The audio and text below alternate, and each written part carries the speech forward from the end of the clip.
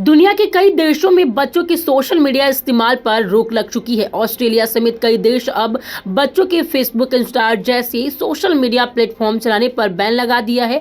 अब भारत में भी बच्चों के सोशल मीडिया यूज पर बैन लगाने की मांग हो रही है। इस बीच इंडिया एआई समिट में फ्रांस के राष्ट्रपति मैक्रो ने पीएम मोदी से बड़ी डिमांड कर दी। जी हाँ, एआई समिट में एम्यूअल मैक्रो ने कहा कि 15 साल से कम बच्चों पर फ्रांस में सोशल मीडिया बैन की तैयारी है और वो भारत को भी इसी तरह की उम्मीद रखते हैं। पीएम मोदी के सामने कि एम्यूअल मैक्रो ने कहा कि फ्रांस 15 साल से कम उम्र के बच्चों के लिए सोशल नेटवर्क पर बैन लगाने की प्रक्रिया शुरू कर रहा है।